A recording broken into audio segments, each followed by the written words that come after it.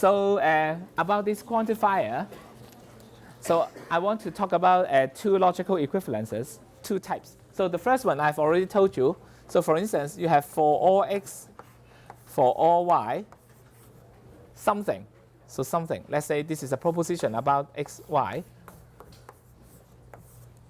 Then this one is logically equivalent to for all y, for all x, pxy.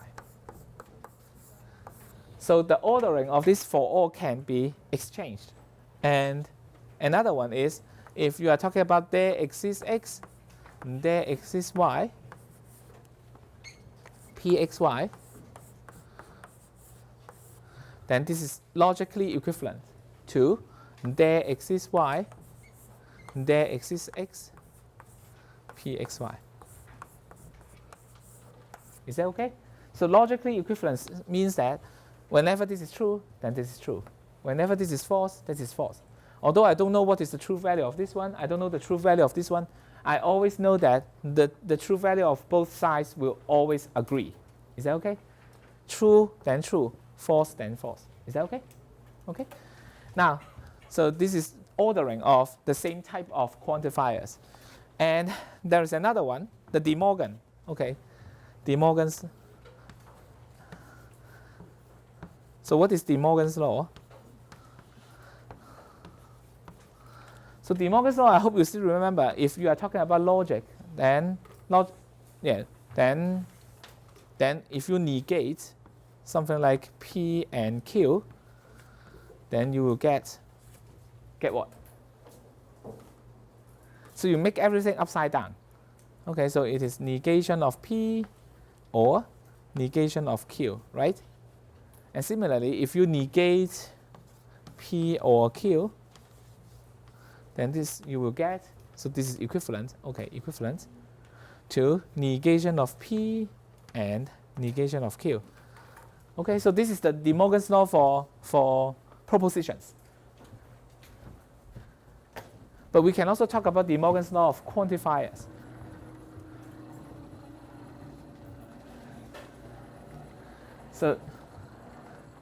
So for all x, let's do this, for all x px. So this says that this will be true only if and only if, okay, for all the x you test, p of x will give you true, right? Okay. So what is the opposite of this? The opposite. So here, this is true if all x that we test, maybe x0, x1, x2, that we test, we will have all of them are true.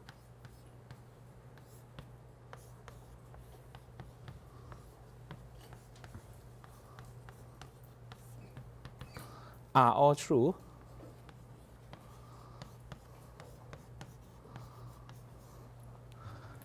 But you want to say that, okay, so what is the opposite? The opposite is what is the case that it is false? So when is it false? When is it false? This is true when everything here is true, right? So when is it false? So it is false when, this is false when what? When sum of these x0, this x0, x1, okay, we will have px, sum of these x0, x1, I don't know which one, let's call it pxi, is not true. Is that okay? Is that okay? So this is false when this one. So if I write down the meaning of this one, sum of these x0, x1, x2, such that pxi is not true, I'm actually saying something like there exists a certain x such that px is not true. So that is the same as not px is true. Is that okay? Is that okay? So here, what does it mean? When this is true, this is false. When this is false, they're actually opposite. When this is false, then this is true. Is that okay? So they are opposite to each other. This one is always having an opposite value of this one. So they are opposite. So what does it mean? So it means that if I negate this one, their truth value will always agree. Is that okay? Okay. So it is like if you want to say that this one is not true, it is not the case that for every x px, then you are actually saying that. Why? Why you can say that? It is because there must exist some x such that not px is true. Is that okay? Okay, so this has also an interesting thing about inversion. So like this one, so whenever we have a not applied to this one, so this one is negated, this one goes upside down, this one is negated, right? Now here, similarly, when a not is applied on some quantifier, so a propositional function with quantifiers, then for all becomes there exists. And the original proposition becomes the negated form.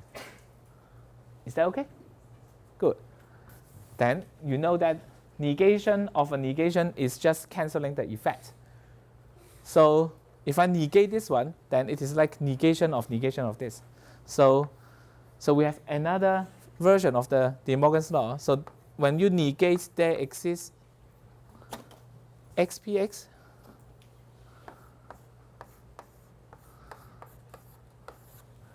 it will be equivalent to for all x not px. Is that okay? Okay. So it's like when you tell somebody that it is not the case, it is not correct to say you can find some x such that px is true, then you are actually implying that for every x that you can think of, the px value are always false, right? So there exists a person who is very kind, okay?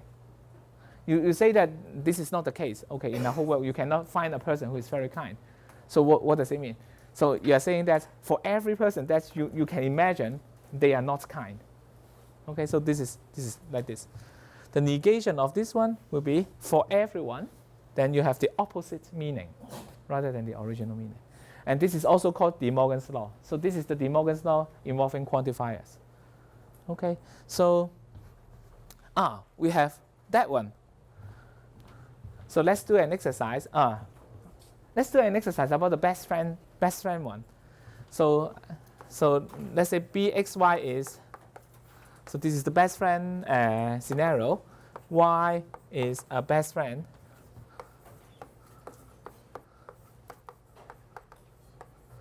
of x. Is that okay? Y is the best friend of x, and then we have do something like everyone has exactly one best friend. So this is like for every x that you can imagine, there exists y who is going to be your best friend, such that for every other person z, such as z is not equal to y, then we will have what? We will have x, y are best friend, and what? And whenever z is not equal to y, this will imply that z is not a best friend of x. Is that okay? Okay. And then let's say we want to negate this. How do we negate? How do we negate? I don't know how to negate this one. I don't know how to negate imply. So first of all, let's change imply to something that we know. So P implies Q is equivalent to what? Anyone still recall? This is very, very, very important. So imply is something that is difficult to understand. Okay. P implies Q will be the same as, when is it true? When is it true? You think of the true case here and then write down the true case here. This will be true whenever P is false and whenever Q is true. Eh? Right? Right? So this one is not P or Q. Is that okay? Is that okay? Not P or Q. Not P or Q. Okay. So this one is P implies Q. Let us change it to not P or Q first. Okay. Not P. So this is Z is equal to Y. Or Q. Is that okay? Okay. Now let's do negation. Okay. So how do we negate this thing? So negation of the whole thing simply says that we are claiming it is not the case that everyone has one best friend, has exactly one best friend. Maybe some person has no best friend, or maybe some person has more than one best friend, right? So the negation of this one will be equal to, let's do the direct De Morgan's law. This is super great. Okay, you will be feeling very happy because it's so easy. Yeah, for all x, we change it to, very good, there exists x. And there exists y, you change it to, very good. And then for all x, for all z, okay, there exists z. Okay, now this is a whole thing, right? Right? This whole thing is this part and this part. You want to negate this. So you will have negation of this one. Negation of this one is negation of bxy. O. And then you negate this one. Okay? You negate this one. So how do you negate this one? This is something or something, right? So you negate this. So you change it to the negation. And that's it, done. Wow, super great. So you don't know what you are doing. Yeah, we don't know. Yeah, actually, I don't know, but this is correct. Okay. Who says it is correct? It is De Morgan. Okay. Because once we have proven De Morgan's law, so we are applying De Morgan's law again and again. As long as De Morgan's law is correct, we are applying things correctly. So let's see if we can take out some meaning of this one. So what does it say? So if not everyone has exactly one best friend, then you can find some particular person. This is the exceptional case. There exists some x. So this x is the person that we should focus on who does not have exactly one best friend. So in that case, then what? Then for every y that we consider there exists as such that either not bxy. Either not bxy, this means that this x may not have any best friend, has zero best friend, right? So this can be the case. Or what is meant? Or if this x has a certain, so if it is not the case, if this x has a certain best friend, let's call it y, then there exists some set such that z is different from y and bxz. So here it means that this person may have two best friends or more. Is that okay? Okay, good. Yeah, De Morgan's law. Yeah, it's great. Okay. So De Morgan's law is super useful. Okay, especially in circuit design or logic. So you can easily convert something from positive into negative or negative into positive. Okay, so this is the end of the lecture 2. Okay, so we have some time. Yeah, let's talk about a new thing, lecture 3. Lecture 3 is getting closer to proofs. Okay, so in proofs are actually made up of mathematical arguments.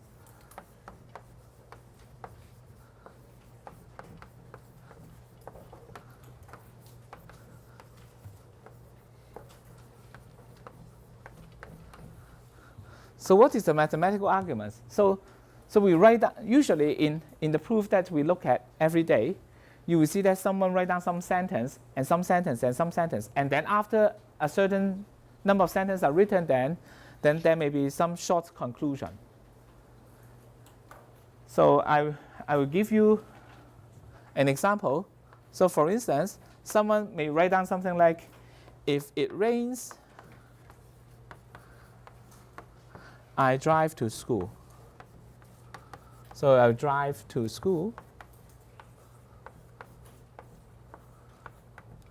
And then it says that another thing that we know is today it actually rains. It rains.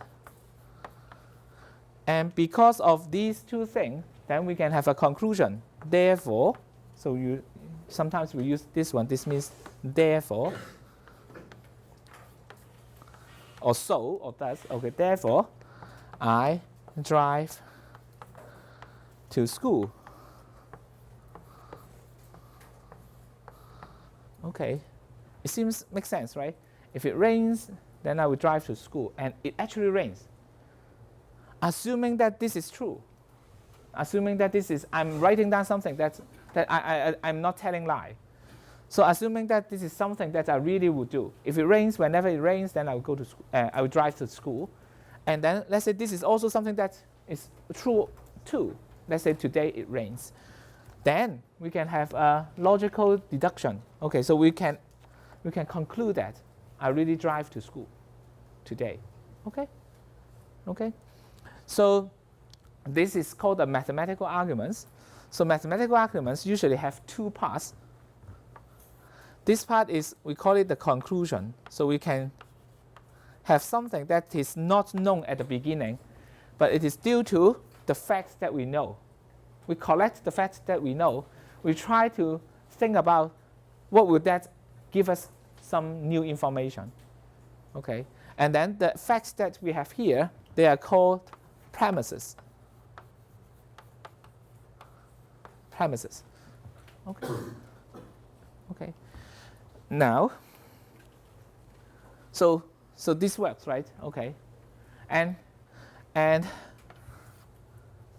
but not all kinds of mathematical arguments are meaningful. So for instance, if someone says, if it rains, I drive to school, and then it rains, then my conclusion, let's say it is like, I'm going to have Pizza Hut tonight.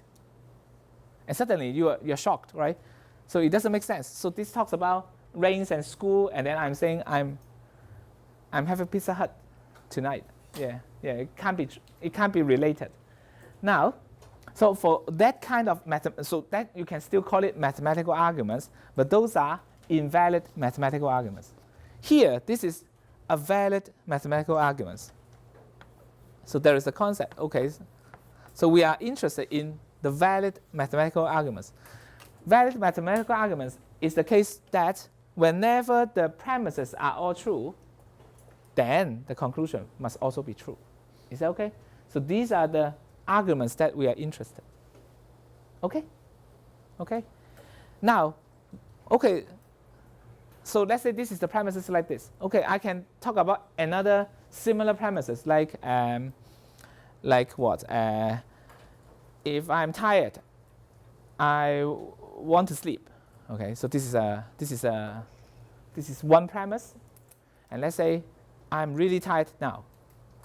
So what can we conclude? I want to sleep, right? Okay. So you see the two premises. So this mathematical argument says about rain and school. Another argument that I just mentioned talks about, oh, I'm tired and I want to sleep. Although they are talking about different things, but they are of the same form. Okay, the form is like this. So we have a proposition P implies Q as my first premise, and then I have P as my second premise. Then whenever I know that this is true and this is true, then I can conclude Q is true. Okay? Okay? So they are of the same form. So today we are going to look at, okay, what kind of valid argument form that we know or we use commonly every day. And this is one of the form, right? This is the form that if I know P, then Q will happen. And this time P actually happens. So we can conclude that Q will happen. Is that okay? Okay? So today we are going to look at a lot of different forms. And this is one of the many valid, so this is about valid argument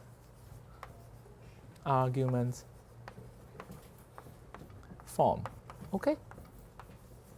So this is one of the valid argument form. And for a form to be valid, it has to be if the premises are all true. So if P implies Q is true, and so why is it valid? Why is it valid? It is because if P implies Q is true and P is true, then Q is true as well. Okay? If this is the case, if all the premises are true, the conclusion is true, then this is a valid argument. And we are using P, Q, P to represent general propositions, so this is a form, a valid argument form. Okay? Okay? So let me introduce to you. So all of them, you can check it whether they are valid argument form by using this logic, using this reasoning. Okay?